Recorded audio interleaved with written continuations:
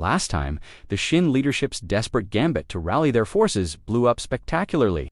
Their confrontation with Anvil became his grand stage, culminating in the epic reveal. I was always a man of the Han tribe. A swift beheading of the chief later, a silent, terrifyingly efficient purge wiped the Xin ruling class from existence. The final battle was a mere formality, a psyop masterpiece of cannons and chants. But with the war won, our protagonist's real work began. From his capital, he became a master nation builder, renaming the island, designing a new provincial government, and handpicking his officials. Perhaps he'd even have to call them colleagues in the future.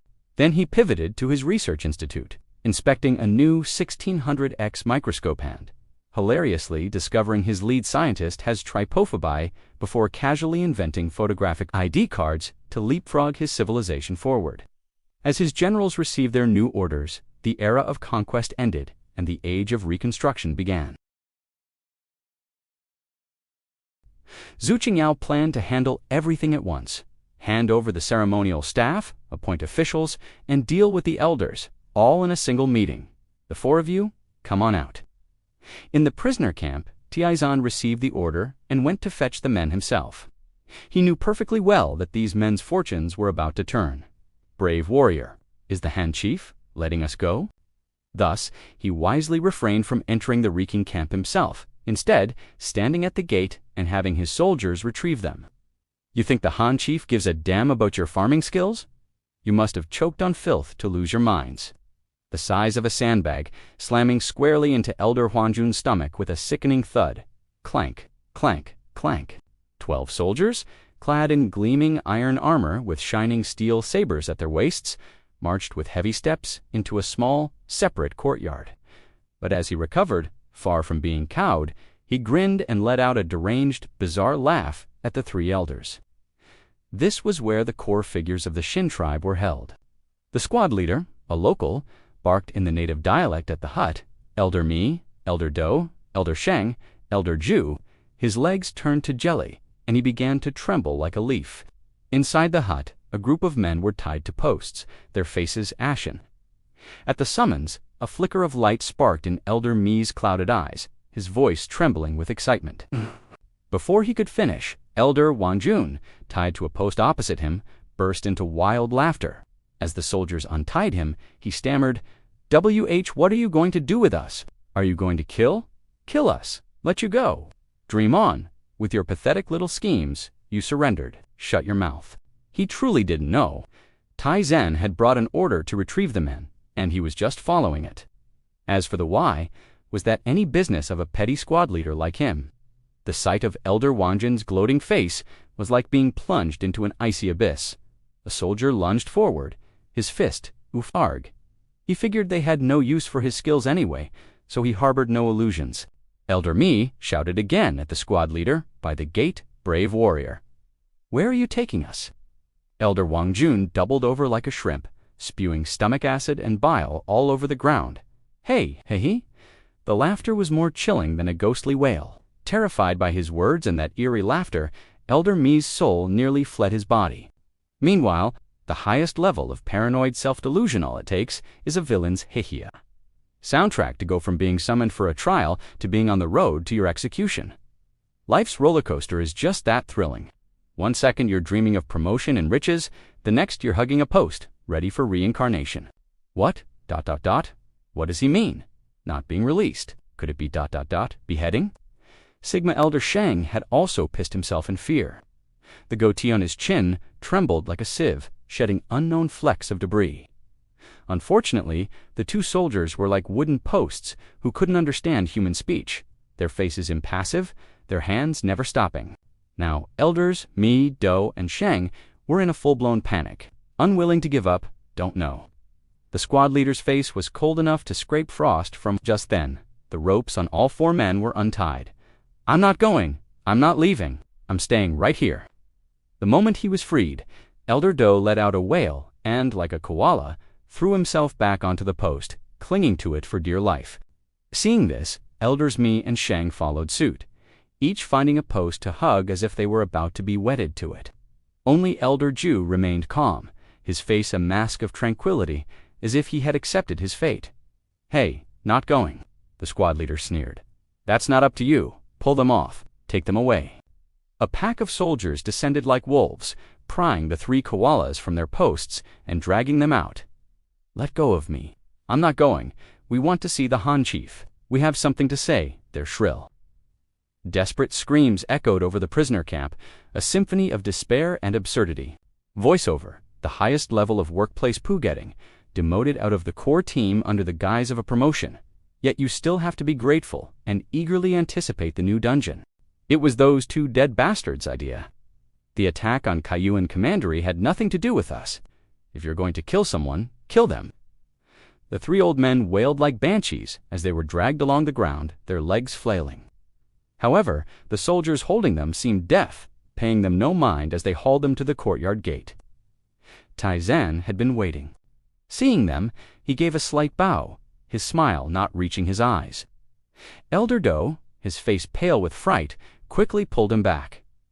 For elders, I trust you've been well, Pa. The sight of his smiling face enraged Elder Mi, nauseating him. He spat out a curse. Tai Zhen, you ungrateful wolf. I must have been blind to make someone like you an elder. I regret it. No, brother Mi, calm down. Don't provoke him further, or we won't even have a complete corpse left. The corner of Tai Zhen's mouth twitched. He drawled, Hey, I was thinking of leading the 4 of you from this place of certain death, but seeing your attachment to it, well, perhaps I'll just forget about it. Thank you. I knew you were different from them. Waha! With a flick of his sleeve, he followed the squad leader away.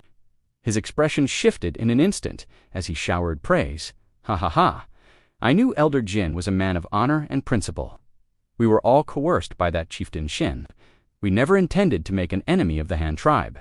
Thank you, Elder Jin, for saving us. For this great kindness, please accept this old man's bow. Several bright carbide lamps illuminated the dock as if it were day. Elder Mi's curses died in his throat, his eyes bulging. What did you say? You're going to save us. Chief Envoy Adjutant, Zhu and the Marshal summon you to a meeting at the Central Command. The word left, Shoya in a bit of a daze. They also instructed you to bring your ceremonial staff and pack your belongings. A letter has come from the chief, summoning you back to Hanyang Commandery. Your mission is complete. On the way back, you can travel with the Tiger Stallion Guard. They have been recalled as well. Elder Sheng, who had been silent all along, reacted the fastest. His skin was as thick as a city wall. The audacity of these old geezers, he thought, could put a fortress wall to shame. First, take the elders to wash up and change into some clean clothes, then bring them over. As he spoke, he struggled furiously in the grasp of the 2 soldiers. He had grown fond of this land, but home, ultimately, was in Hanyang Commandery. TSK, let me go. I must kowtow to Elder Jin. After you leave, who knows when we'll meet again. I don't have much, but I made you a roast chicken and some flatbread. This canteen of wine is for the road. Please don't mind the humble offering. Shoya nodded and called out in a loud voice, Someone, take this messenger to eat and rest. How could he be short on such a small amount of money? Insisting on pressing them into his hands for travel expenses. Some handed over freshly written letters home, the ink still wet. Tai Zhen's face twitched. He waved a hand. All right, let them go, he exhaled. Shoya held the still warm roast chicken and bowed deeply to the crowd. A farewell is inevitable, no matter how far one escorts a friend. We have been away from home for over 3 years, weathering storms together, and have finally completed our mission. I, Shoya, am endlessly grateful. The money, he refused to take a single coin. With that, he turned and left. Behind him, Elder Mi's choked, tearful wail rang out, his voice breaking with emotion. Old Tai, waha. After a day of chewing on dry rations aboard the boat, his stomach was already rumbling. HMPH. I wonder who was just cursing him as an ungrateful wolf. Elder Jew, now released, couldn't help but snort at the complete reversal. Pa, damn you, Jew, none of your business. Meanwhile, on the Qingshui River, a small, single-masted sailboat drifted downstream, a solitary leaf on the inky blackness of the night. Just as dusk fell, the boat finally reached the estuary at Yashin Commandery, where the envoy's mission was stationed. The messenger went ashore and was quickly brought before Shoya. He first offered a salute, then produced a token. Complete... In the blink of an eye, more than 3 years had passed. He composed himself and asked, "When do we depart?" "It would be best to leave now. The boat is faster, and it's more convenient for your luggage." "Is that so?" he said to the messenger. "You rest first. Allow me to pack." "Yes, sir." The messenger didn't stand on ceremony. Half an hour later, the messenger was fed and rested, and Shoya emerged with a cloth bundle. His luggage was simple: a few changes of clothes, 2 pairs of cloth shoes, the envoy's seal, and the ceremonial staff that represented his status. On the dock, all the members of the mission had come to see him off. A chubby cook, holding a cloth bundle and a bamboo canteen, handed them over with red-rimmed eyes. Chief envoy, others also took out copper coins. Shoya stood at the bow of the boat, bidding them farewell one by one. The food, he was a dignified envoy with a respectable salary. "Brothers, I'll take the food, but I cannot take the money. You all have wives and children to support. Rest assured, with this great service rendered, your futures are also secured. If you face difficulties in the future, find a way to send me a letter, and I will make sure you are taken care of." "All right, I will deliver the letters. Let us part here." He didn't wait for them to return the bow. Turning to step onto the prow of the boat, splash, a sailor raised the sail. The small boat turned and began its journey upstream against the current, bathed in moonlight. 2 days later, at noon, the various parties, some on horseback, some by boat, traveled day and night, finally arriving at the Jiahai Commandery Central Command Camp before the appointed time. Inside the command tent, the atmosphere was grim. Zhu, too, clad in magnificent fish-scale armor, sat in the main seat, an imposing figure. Zhu Qingyao and Yang Feng sat on either side, also in full armor. Below them, the commandants and adjutants of the 6 garrisons, wearing mountain pattern armor, stood in 2 rows. Shoya, holding his ceremonial staff, sat at the head of the commandants. That staff represented the supreme authority of the chief. Tie Zhen, in plain clothes, sat at the very end. Even further back, near the entrance, were 4 anxious figures. Elders, Mi, Du, Sheng, and Ju, like for frightened quails, huddled in a corner, staring at the tent full of ironclad generals, not daring to breathe. Ahem Zhu, too, cleared his throat, and the tent fell instantly silent. "And military arrangements for Chengju Island and personnel appointments, Adjutant Zhu. Everyone is here, so let us begin. Today, we will announce the chief's latest orders, including the political Zhu." Qingyao nodded, stepped into the center of the tent holding the letter, and read in a powerful, resonant voice. They bowed their heads and cupped their fists, their voices like a great bell. By order of the chief, she... Only then did the 4 react, scrambling to mimic the posture, shakily taking their places at the end of the line, preparing to receive the sacred decree. Every general in the tent rose as one, falling into formation. "Your humble servants are present. It shall be divided into 6 commanderies: Zhouhai, Guanhai, Shanfeng, Xinhua, Yashan, and Zhaoyang." The sheer force of it made the 4 old men at the entrance tremble. Tai Zhen quickly shot them a look, and reluctant parting of adventurers a roast chicken, and a few letters home carry more weight than 1,000 words. As for this meeting of old generals, the scene is pure walking testosterone. With a display like that, forget the 4 old men. Even watching from behind a screen, I want to kneel and shout, "Your humble servant is present." There shall be 1 inspector with 8 bureaus under his command. He then closed the document in his hand and announced in a resonant voice, his deputies will be a vice-marshal, a provincial adjutant, and a strategist. Zhu Qingyao's gaze swept across the assembly as he proclaimed, and he appointed an inspector to oversee all 6 commanderies. This official was unimaginably powerful. By order of the chief, effective immediately, Bamboo Island is renamed Changzhou Island, and falls entirely under the domain of the Han tribe. It would, in all likelihood, be divided among the 3 big shots on the platform. The expeditionary forces, with the exception of the Tiger Stallion Guard, shall have their 6 garrisons each stationed in 1 commandery. Furthermore, a provincial inspector S office shall be established in Yashan Commandery to oversee the administration of the 6 commanderies. Voiceover.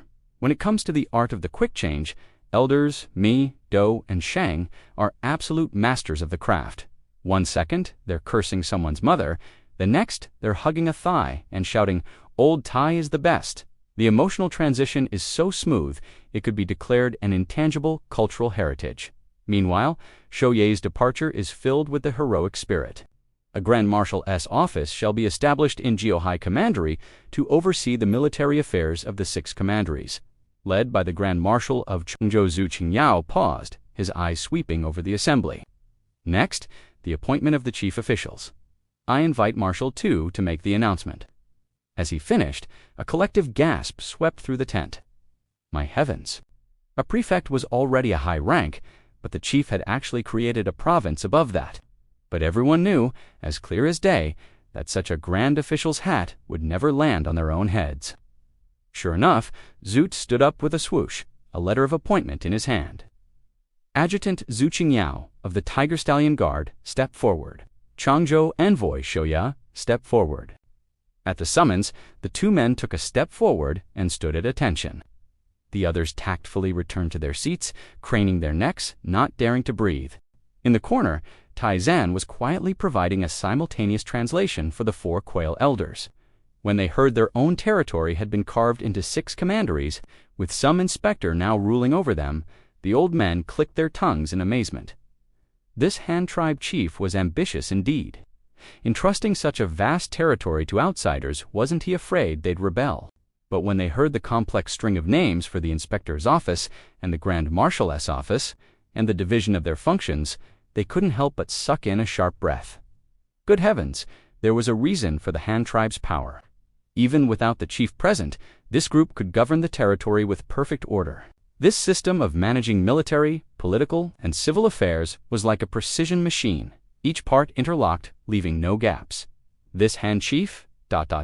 is terrifying. The thought flashed through all the elders' minds at once. You will return with the Tiger Stallion Guard to Hanyang Commandery and await further orders. While they were marveling in secret, the appointments on the platform had already begun. Adjutant Zhu Qingyao of the Tiger Stallion Guard for coordinating logistics, managing intelligence, and meritorious service in the campaign against the Xin tribe. By a special decree, you are appointed Inspector of Chengzhou, granted the ceremonial staff, and given full authority over the political affairs of the 6 commanderies of Chengzhou. Effective immediately, Chengzhou Envoy Shoya, effective immediately, you shall hand over the ceremonial staff to the newly appointed Inspector, Zhu Qingyao. The former members of the mission, effective immediately, are to be integrated into the 8 bureaus of the Inspector's office and are subject to its command. Zhu Tu's voice was powerful, each word carrying immense weight. Yes, sir, Zhu Qingyao. And Shoya responded in unison, accepting their respective letters of appointment. Immediately after, a soldier approached with a tray bearing a brand new inspector's official robe, a formal cap, official boots, and a seal. Before everyone, Shoya solemnly handed the ceremonial staff to Zhu Qingyao. This ceremony had to be public. Today, by special decree, you are appointed Grand Marshal of Chengzhou, granted the ceremonial battle axe, and given full authority over the military defense of the 6 commanderies of Chengzhou. You shall establish the Grand Marshal's office in Jiuhai Commandery, effective immediately. Otherwise, who knew where you got that staff? Now, with Shoya's personal handover, the legitimacy of the staff was indisputable. Zhu Tu personally handed him his own solid gold-bronze battle axe, completing the transfer of power. The 2 returned to their seats, but the appointments continued. After such a monumental achievement, he didn't become the Grand Marshal. Zhu Tu once again produced a letter of appointment. Strategist Yang Feng of the Tiger Stallion Guard stepped forward. Present, Yang Feng strode forward. Strategist Yang Feng of the Tiger Stallion Guard. For your great contributions in assisting the conquest. Yes, sir. Yang Feng accepted the appointment. The dizzying switch in roles was bewildering. This time, the crowd below erupted, and proceed by ship to Tuihai Commandery to rest and regroup. Your artillery unit and all 20 cannons are to be transferred to the Chengzhou Grand Marshal's office. Zhu Qingyao becoming inspector was no surprise. Shoya being recalled was also perfectly reasonable. But what about Zhu Tu? He was the commander-in-chief of this expedition. For a moment, the tent buzzed with discussion. All sorts of speculation flying about. Just then, the situation on the platform took another sudden turn. The newly appointed Yang Feng, in a reverse move, also produced an order and read it aloud. Commandant of the Tiger Stallion Guard and Marshal of the Xin Expedition. Zhu Tu, step forward. Present. Zhu Tu, who had been appointing others just a second before, was now standing below the platform, head bowed, hands clasped, awaiting his orders. Commandant Zhu Tu of the Tiger Stallion Guard. Effective immediately, you are to lead the entire Tiger Stallion Guard to rendezvous with the Fubo Guard in Yashin Commandery. Yes, sir. Zhu Tu stepped forward and accepted the order. Now, the crowd was even more confused. What? That was it? Return to regroup. Not even a pending imperial summons. Could it be that the chief had sent a secret letter arranging some earth-shattering event that they weren't privy to? In an instant, 1,000 episodes of a court drama played out in their minds. The new inspector and grand marshal on the platform had no time for their wild thoughts. The two exchanged a glance. Zhu Qingyao said politely, "Grand Marshal Yang, would you like to go first?" Yang Feng replied, "Inspector Zhu, you should go first." Yang Feng thought for a moment and agreed. He just had a few military deployments to announce, while Zhu Qingyao had enough personnel appointments to talk about for half a day. He stopped being polite, strode to the front of the platform without even a script, and began to speak. "Commanders of all garrisons, listen up. After this meeting, immediately prepare your armaments. Tomorrow morning, we will hold a public trial for the war criminals. After the trial, immediately lead your troops back to your assigned garrisons to set up defenses." "Yes, sir," the 6 garrison commanders responded in unison. Having spoken, Yang Feng returned to his seat and nodded at Zhu Qingyao. Zhu Qingyao understood, walked forward with a document, and began. "Ahem, next, I will announce the decision regarding the 4 elders of the Xin tribe, Mi, Dusheng, and Zhu." At these words, the entire assembly fell silent. The former Xin tribe elders, Mi, Du, and Sheng, have shown a good attitude in admitting their mistakes and did not directly participate in the attack on our Kaiyuan commandery. They are hereby pardoned from the death penalty. Furthermore, in consideration of their proactive cooperation, they are specially enlisted into the Bureau of Farming and Herding under the Chengyo Inspector's office, to temporarily serve in the position of acting counselors. In the corner, Tai Zhen immediately began his live translation for the 4 old men. After investigation, one moment they hear their territory is gone, the next they're told they have an official post. It might be an acting counselor, but at least they're not getting their heads chopped off. Truly, life is unpredictable, like a sausage wrapped in an intestine. In short, they were temporary workers, not even on the official payroll. All they knew was that they were alive, and they were now officials. That was more than enough. Pure mascots. Elder Mi led the charge, launching into an incoherent stream of thanks, bowing like a garlic-pounding pestle, so excited he couldn't form a coherent sentence. Voiceover. This whole operation is like a Russian nesting doll on steroids, an appointment nested inside a transfer order which has another arrangement tucked behind it. Link, after interlocking link, leaving the generals below completely befuddled, their heads full of question marks. As for the 4 unlucky old geezers, their emotions are on a roller coaster. The 3 elders, Mi, Du, and Sheng nearly leaped for joy. Good Lord in heaven! Not only were their lives spared, but they were being given official posts. And in the grand government office that ran the entire island, no less. This wasn't a pie falling from the sky, it was a golden ingot, and appoints Zhu Ping as the first prefect of Geo High Commandery to oversee all administrative affairs of the commandery, under the command of this inspector. Never mind that they had no clue what an acting counselor was. In the official parlance of the Han tribe, acting carried the same meaning as acting on someone's behalf. It meant deputy or provisional, but the 3 elders didn't understand any of that. "Thank you, Han Chief, for sparing our lives. We will certainly do our best. We will never cause trouble." Using a local pro-Han figure to stabilize the situation was a move they had long anticipated. Not that many people there could understand him anyway. Silence. Zhu Qingyao's sharp command cut short their impromptu performance. He picked up his document and continued to read. After investigation, the former Xin tribe elder Zhu Ping, Elder Zhu, has always been benevolent and has shown a heart for the great Han, our chief, in his infinite benevolence, and to embody the friendship between our peoples, hereby pardons him of all crimes. Elder Zhu, come forward and receive your letter of appointment." At this declaration, the Han tribe's generals showed little reaction. But the 4 elders in the corner, after hearing Tai Zhen's translation, nearly had their eyes pop out of their sockets. That was the most powerful, substantive official in the Han tribe. That this was a position far greater than his former role as an elder. "Old Jew, what are you standing there for?" "Go on up," Tai Zhen beside him was getting anxious on his behalf. Such as if waking from a dream, hurried forward and accepted the weighty letter of appointment from Zhu Qingyao's hands. "Grand Official S. Hat, today, by special decree, you are appointed Prefect of Xinhua Commandery. You will have full authority over all administrative affairs of Xinhua Commandery." Would fall from the he had never forgotten the words the chief spoke when he had secretly summoned them. "You are my eyes and ears, sky and..." The chief had remembered every single one of his contributions, and had made him the prefect of the largest, most prosperous commandery. Land squarely, this is what you have earned.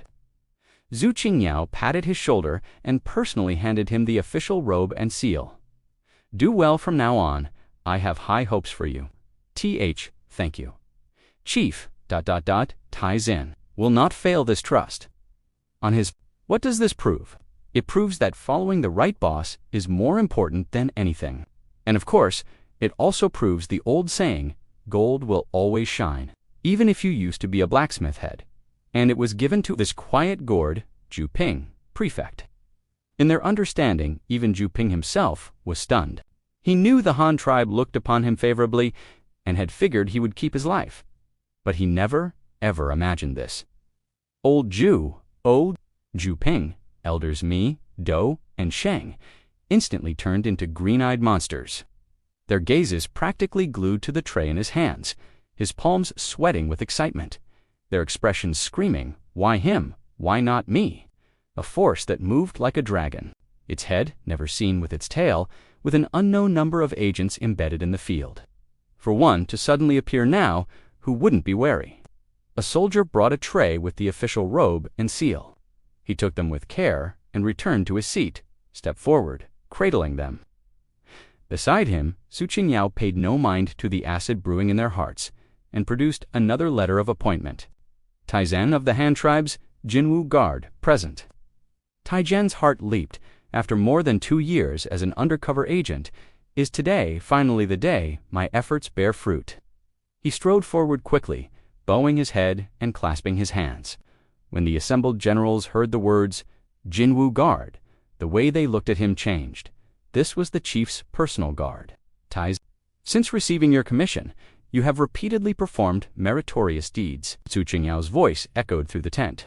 You have provided our army with vital intelligence, turned enemy forces, and rescued the people. Your contributions are immense. In recognition of your unwavering loyalty while deep within the enemy camp, Prefect Tai, accept your letter of appointment. Zhu Qingyao said with a smile. The moment he finished, Tai Zhen could no longer hold it in. Plop, plop. Large tears splattered onto the ground, instantly soaking the dust.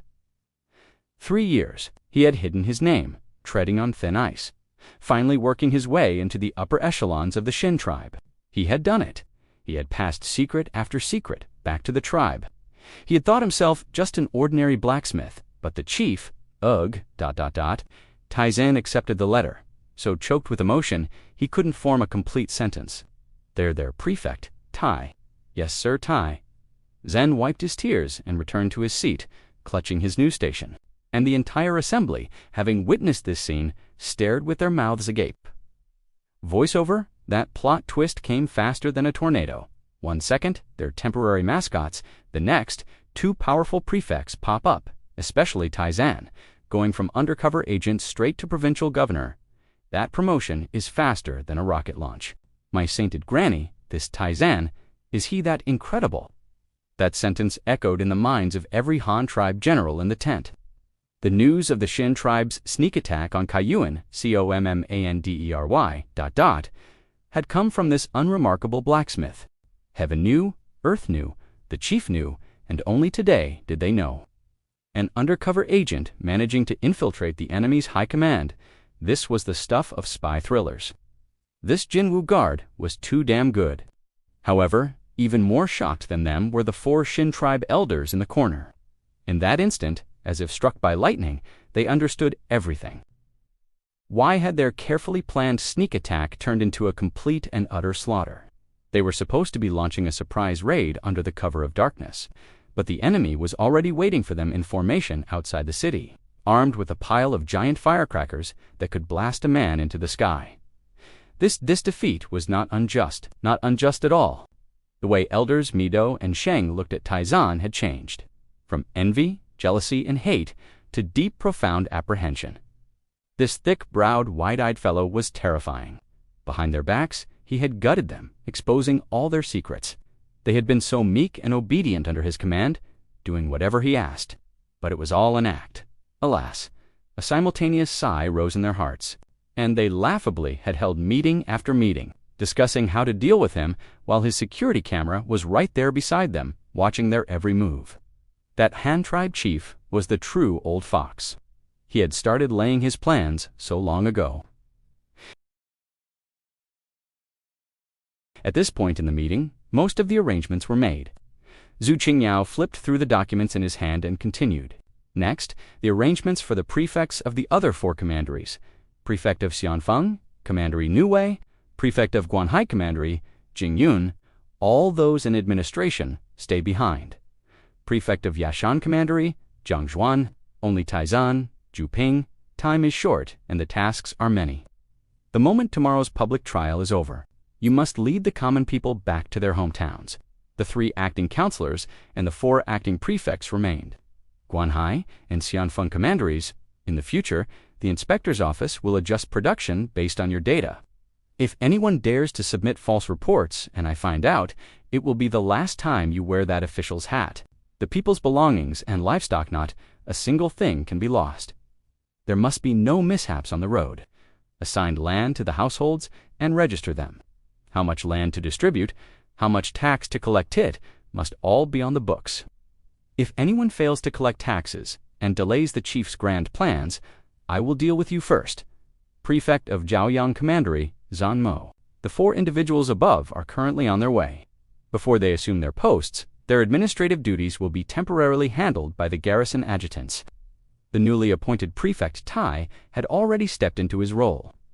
Having finished the announcement, Zhu Qingyao closed the document, clasped his hands behind his back, and surveyed the crowd. All right.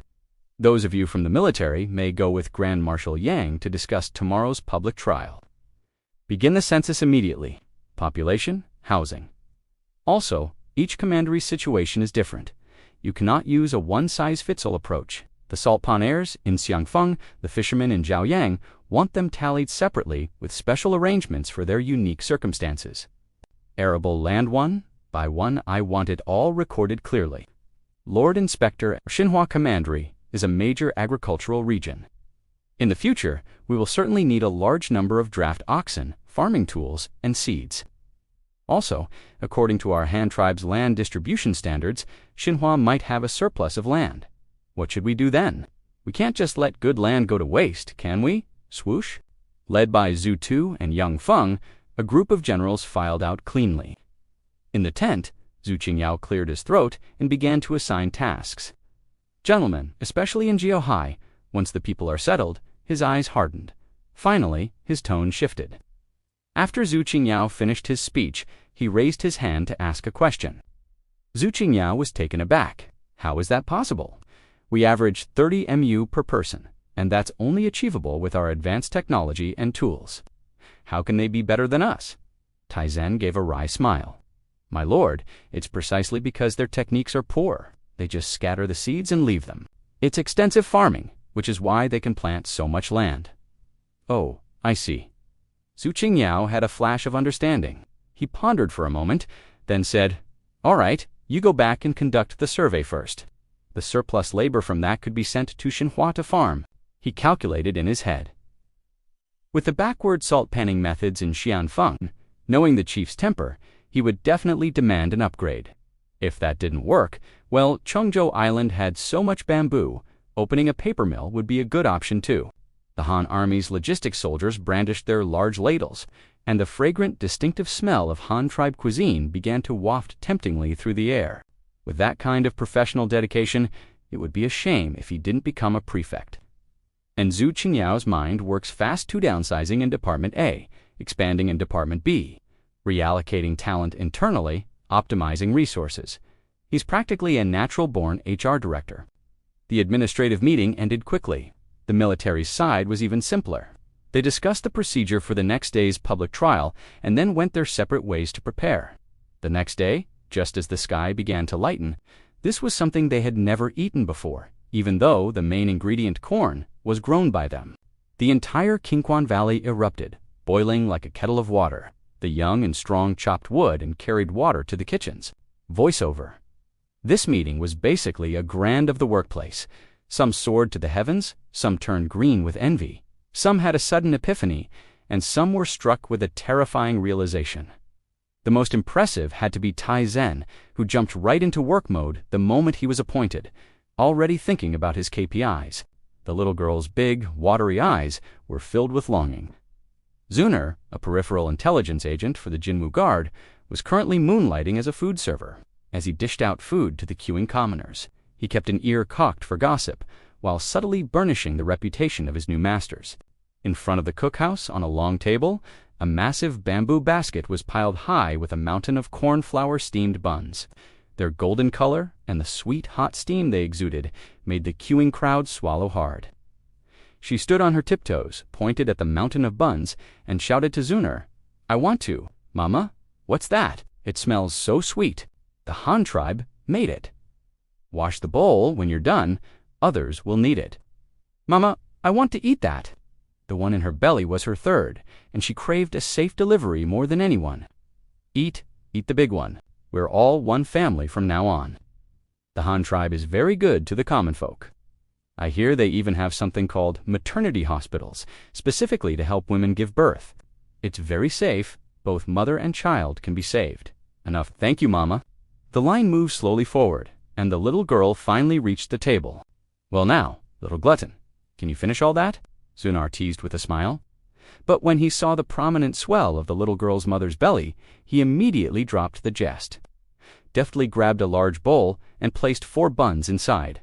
"Here, take it. There's meat congee and pickled vegetables over there." "Thank you," the pregnant woman said sincerely. Of course, Zuner seamlessly switched into propaganda mode. Really, the pregnant woman's eyes lit up instantly. She had already given birth twice, with only this daughter surviving. "Will we have one here in the future?"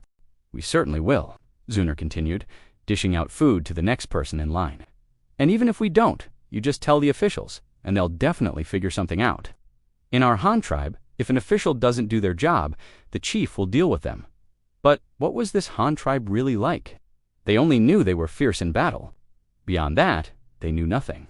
The people nearby who had finished getting their food also gathered around, listening with pricked ears. The Xin tribe was gone. From now on, they were the people of the Han. Since it was all ill-gotten gains, the Han tribe felt no guilt in using it. The pregnant woman listened, nodded happily, and led her daughter to the fragrant meat congee. The meat in the congee had all been confiscated from the homes of the raided elders. At the same time, on the other side of Qingquan Valley, this was a place the Xin tribe normally used for sacrificial rites, a huge flat area on a mountainside. On either side of the platform, they set up a row of large oxhide drums. The Han army soldiers had already finished their breakfast and were now setting up the venue. They had dismantled the original altar and built a taller wooden platform. The Tiger Stallion Guard's 20 dark cannons were arranged on both sides like 2 rows of silent iron behemoths, exuding an aura of death. Groups of prisoners were escorted to the site, waiting for their crimes to be announced, followed by the swift slice of a blade. The sun rose over the valley. The common folk, having finished their breakfast, were organized and herded toward the assembly ground. "Where are they taking us?" "I heard it's a big meeting. Don't know what for. When can we go home?" "I wonder how my house is." "Soon, right? Didn't they tell us to pack our things yesterday? I saw those Han tribe soldiers hit people really hard." "Huh, wasn't it our great chieftain who went and attacked them first? He killed a lot of their people, so they came for revenge." The people murmured among themselves and soon arrived at the venue. The sight of the high platform, the great drums, the ironclad soldiers, and the 2 rows of giant iron tubes they had never seen before stunned everyone. A quarter of an hour later, 30 to 40,000 men, women, and children had all arrived. Dong dong dong begins now. On the platform, horns blared in unison, and the drums thundered, a magnificent display of power. The drumming ceased, and 3 generals, clad in fish-scale armor with red capes flowing behind them, walked onto the high platform. They opened their mouths to speak, but naturally the crowd below could not hear. But no matter, the Han tribe had its human voice. Translation: black technology. He coveted our technology, and when he couldn't get it, he conspired with outsiders to seize our city. Soldiers positioned throughout the crowd immediately began to relay the message loudly in the local dialect and minds of the people. First, opened their stomachs with delicious food, then opened their hearts with benefits, and finally, opened their eyes with the truth. With a combination like that, how could they not be convinced? It must be said, this approach is on a whole other level compared to simple killing and pillaging. The public trial and execution of the Xin tribe war criminals. They joined his 60,000-strong army to attack our Han tribe's Kaiyuan city, fathers and fellow villagers. I am Zhu Qingyao, personally appointed by the chief as the inspector of Changzhou. I know you are all wondering why we, the Han tribe, have come here. Today, I will tell you the truth. We and you were once friendly neighbors, trading goods with each other, but your great chieftain was insatiably greedy. At the beginning of this year, your great chieftain led 2,000 elite soldiers across the Shadow Bridge to launch a sneak attack on our home. Voiceover. This public trial is a masterclass in how to quickly win over the hearts under the guise of trade. They supplied a steppe chieftain named Maudin with massive quantities of weapons, armor, and even siege ladders. In that battle, though we held the city, we lost over 1,000 of our brothers. This war was started by that damned commander of yours. We have crossed the sea and traveled 1,000 li to demand justice for our dead soldiers and civilians alike. The Han tribe is not warlike, but that does not mean we can be bullied. The common folk finally understood, and a torrent of curses rained down upon the scoundrel commander Xin. Anyone who dares to touch us, no matter if they flee to the ends of the earth, our mighty army will hunt them down and grind them to dust. Zhu Qingyao's voice, amplified by the human loudspeakers, echoed throughout the valley. Just then, Zhutu at his side raised his arm and bellowed, "Any who challenge the mighty Han, though they be far, shall be slain. Any who challenge the mighty Han, though they be far, shall be slain." Boom! The sound was a physical shockwave that made the very valley hum. The roar erupted from over 10,000 Han soldiers below the stage. The common folk, terrified by this mountain-toppling force, turned deathly pale. Yet some of the younger ones watched with fire in their veins. This was a true tribe. This was what it meant to be a true man. Suddenly, the general on the stage swept his hand down. The heaven-shaking roar ceased in an instant. A silence so profound fell over the assembly that you could hear a pin drop. This iron discipline, where a single gesture commanded absolute obedience, sent another tremor of awe through the hearts of the people. Zhu Qingyao's voice boomed once more. The war is over. The guilty are captured. The public trial and execution begins now. Bring out the condemned. No sooner had he spoken than soldiers began marching strings of prisoners up from both sides of the high stage. At the head of the procession was the corpse of Commander Xin. His head had been crudely sewn back on, ready to be publicly beheaded a second time. His crimes are unforgivable. Following close behind were his entire family and kin-parents. Children, uncles, brothers, and descendants, a sprawling crowd of over 270 souls. Forced to their knees upon the stage, his entire clan, 273 members in total, will be executed to the last one. A cacophony of wails, pleas for mercy, and curses filled the air. Expressionless, Zhu Qingyao produced a scroll and read the verdict in a clear, resonant voice. It has been verified. Commander Shinro of the Xin tribe is guilty of treachery, collusion with a foreign enemy, and the murder of our soldiers and civilians. These were only ceremonial shots fired for effect, but the sheer force was enough to shatter a man's courage. The sentence is as follows. The principal offender, Shinro, shall be torn apart by 5 horses. His remains to be displayed for 3 days. Fire the cannons, carry out the sentence. Boom, boom, boom. Boom, 20 cannons roared in succession, their immense thunder shaking the entire assembly. The echo of the cannons had barely faded when Commander Xin's corpse was carried to the foot of the stage. 5 warhorses, 5 ropes. A whip cracked, splat. The loosely stitched head was the first to fly off, followed instantly by his decaying limbs, torn from a torso that was itself ripped to pieces. The people in the front rows saw everything. Some vomited on the spot, others collapsed in terror. On the stage, the condemned prisoners were paralyzed with fear. Soldiers efficiently nailed the tattered remains of the corpse to the pillars of the high stage for all to see. Next, his family members were dragged to the front, execute with a single command from Zhu Qingyao. 50 steel blades swung down as one. Whoosh, a geyser of blood erupted. As 50 heads tumbled across the ground, the headless bodies crumpled in unison, instantly bathing the high stage in crimson. Blades fell, and new prisoners were brought forth. Blades fell, and new prisoners were brought forth. It took 6 full rounds to execute Commander Xin's entire family. The crowd below was stunned into silence. So ruthless, they didn't even spare a single sprout of the commander's line. Indeed, what crime did those little children commit? A young man couldn't help but retort, and what crime did the people of the Han tribe commit? When their commander slaughtered over 1,000 of them, none of you said a word. If we don't exact a fitting blood price, how can we face our dead? The crowd fell silent. On the stage, the bodies were carried off and thrown into a large pit. The heads, however, were piled high to create a grim pyramid of skulls.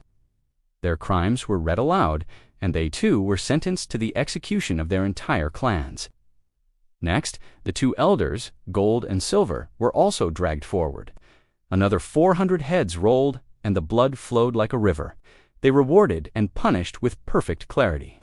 Finally, it was Elder Key's family, who were also brought up to be bled out one by one, and dangling the promise of prosperity to our friends. This blend of the hammer and the velvet glove was a textbook display of the art of rule.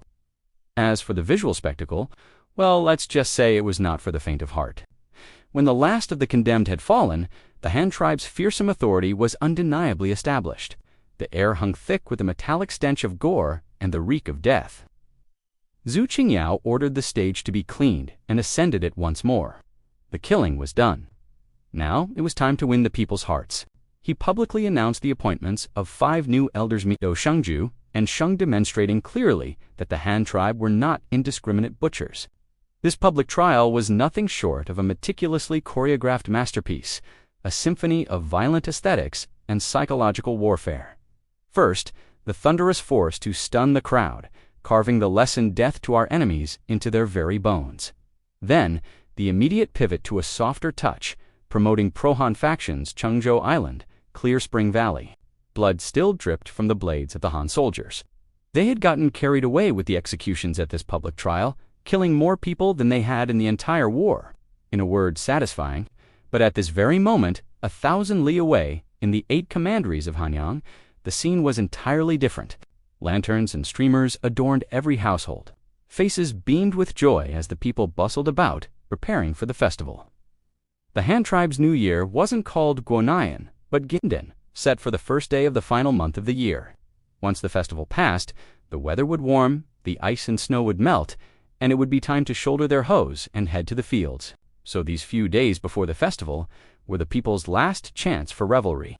They retrieved their cured meats and stewed them in great pots, feasting on meat and gulping down wine. A custom meant to ensure strength and a bountiful harvest in the coming year. The cities were even livelier. People thronged the streets, shopping in droves. Some bought new paper for their windows, others replaced them with glass. The younger, more fashionable crowd scrambled to buy the Research Institute's new silver-plated glass mirrors. Bottled white wine, a luxury usually reserved for special occasions, was now a hot commodity. And in the markets, fat ducks shipped from Liaoyang Commandery quacked away, awaiting their fate on the dinner table. Long lines formed at the blacksmiths for custom-made kitchen knives. Clothiers' shops were packed to the rafters. Amidst this joyous and peaceful atmosphere, a bombshell of a news story exploded in every city across the 8 commanderies. The chieftain was issuing identification cards to the people. All adults were required to register at the government office. Identification cards. What in the world is that? Why do they have to do it right before the festival? But there was no other way. After the festival, people would be busy visiting relatives or preparing for spring plowing. Who would have the time? The Research Institute's equipment had just been pieced together, so he made a firm decision. Do it now. Besides, getting an ID card came with a free photograph, a perfect New Year's gift for everyone. A crowd of curious onlookers had gathered. It would also serve as a great opening day advertisement for the photography studio jointly run by Kubing and the government. 2 birds with 1 stone. Perfect. The official chuckled, teasing him. Whatever it is, it's got nothing to do with you. They want people 14 and older. You're just a little brat. Now run along home for dinner. Hanyang City, by the well, at an alley's entrance. The official cleared his throat and began to spin his tale with an air of mystery. This identification certificate is a supplement to your household register, one for each person, and you have to get a photograph taken to put your face on it. A minor official from the government office, carrying a bucket of paste, was putting up a new notice on the public bulletin board. They hold a little black box in front of you. Click, and your face is printed right onto the card. It's as clear as looking in a mirror. A young boy on holiday from school squeezed his way to the front and read aloud, word by word. Not only have I seen one, I have one. Come on, let me open your eyes. Tell me if this isn't me. Remember to wash your face and wear new clothes. This picture is for a lifetime. The first application is free. Requirement: be neatly dressed. Those with titles must wear their corresponding insignia. Report to the government office to have a photograph taken. All residents of the Han tribe aged 14 and above, regardless of gender, are required to bring their household registers to the government office before the Gendon festival to apply for an identification certificate. After reading, he asked the official curiously, "Sir, what's an identification certificate? And what's a photograph?" "Ha, HMPH, I was just asking," the boy retorted, unconvinced. All right, I'll tell you. You can think of it like a painting, but much faster. It's a new technology from our research institute." He lowered his voice, speaking conspiratorially. "You'd better go get it done. You'll definitely regret it if you don't." "Really? Is it that amazing?" The boy's face was a mask of disbelief. "Hey, still don't believe me?" The official was amused, proudly pulling something from his robe. The object was about the size of a modern bank card and folded in half. The front was stamped with the bold characters Citizen Identity Card of the Han Empire. He opened it. The left side listed the name, gender, place of origin, and title, along with a string of numbers. The person in the photo had clear features, every detail visible, an exact likeness of the official standing before them. Whoa! A gasp of amazement rippled through the crowd. The little boy's eyes were wide. "Excuse me, can those of us who aren't adults get one? I want one too, so that's a photograph. The government office won't do it for you, but a new photography studio is opening in Hanyang City on Gangdon Festival. Have your parents take you then? You want one?" "Sure, if you pay for it yourself," the official explained, not forgetting to plug his sponsor. "And you get a free photograph. Hurry up and go." No sooner had the words left his mouth than the boy shot out of the crowd and took off at a run. He sprinted all the way home, yelling before he even reached the courtyard gate, "Dad, Mom, the government office is issuing identification cards. You have to get one, and it has to be done before game." "What identification card?" His father stopped his axe, a puzzled look on his face. "Mom, you stay home and behave. I'll take my sisters with me. How about that? A grand procession."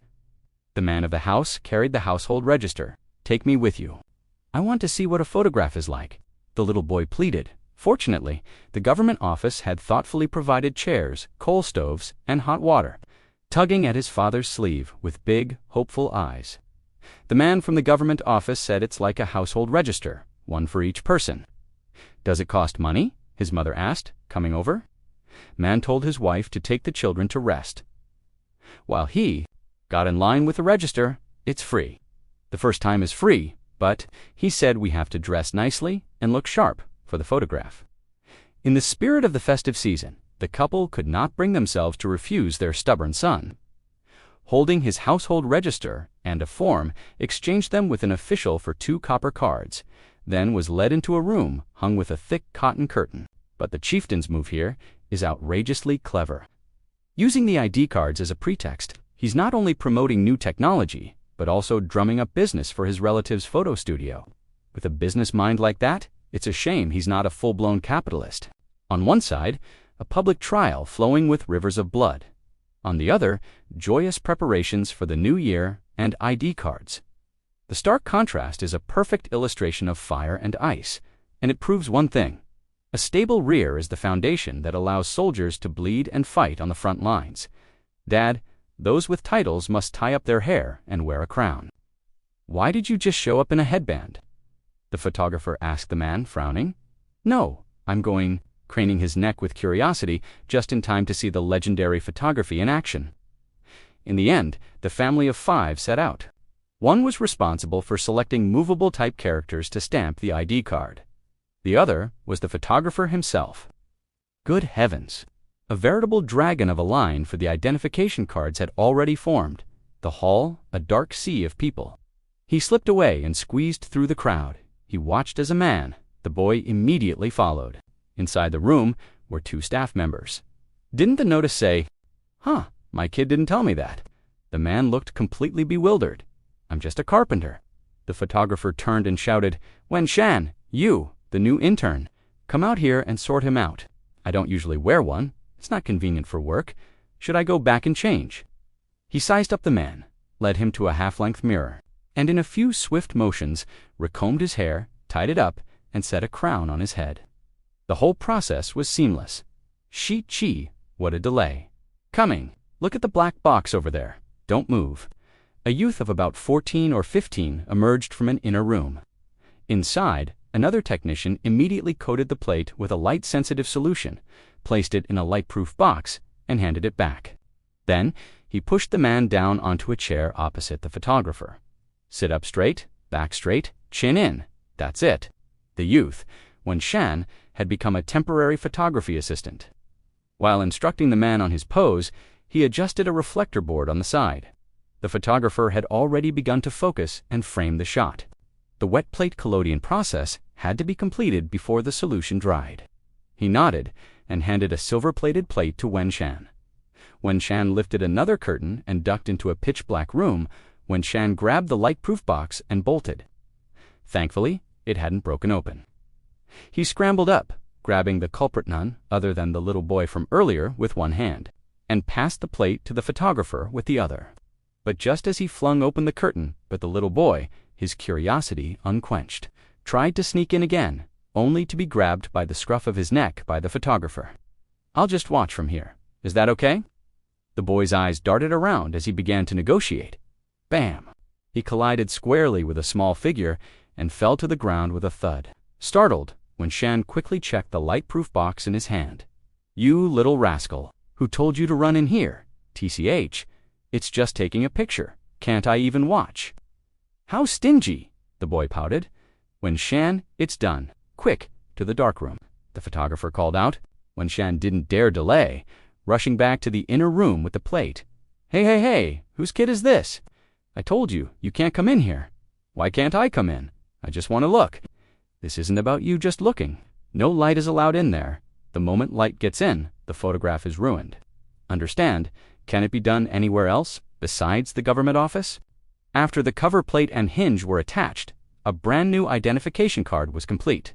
"Oh, then I won't go in." Fine. But you are not to move around, and you are not to lift the curtain, or I'll lock you in the darkroom." The little boy quieted down, but his eyes, like a pair of radars, scanned everywhere, fixated on the mysterious wooden box. "There's a new photo studio at the Hanyang City Post House. You can go there if you want to learn more." Just then, when Shan emerged with the developed plate, still wet, "You little punk, still haven't left. You really want a trip to the darkroom." The boy ignored him, immediately leaning over the counter to look at the freshly made photograph. "Wow, it's so clear. How on earth did you do that?" "You little brat, I knew it. You're trying to steal our techniques," Wen Shan continued to tease him. The photographer took the photo, wiped it dry, and passed it to a colleague responsible for stamping. Click, with a crisp sound, the personal information was imprinted on the ID card. The carpenter took his ID, his mouth agape in astonishment as he saw his own face on it. "Young man, May I ask what this technology is called? It's called photography. It's available to the public. Excellent, excellent, thank you. The carpenter, clutching the ID card as if it were a precious treasure, hurried away, heading straight for the post house back in the photography room. The little boy still refused to leave. Before long, his parents and two sisters also came in.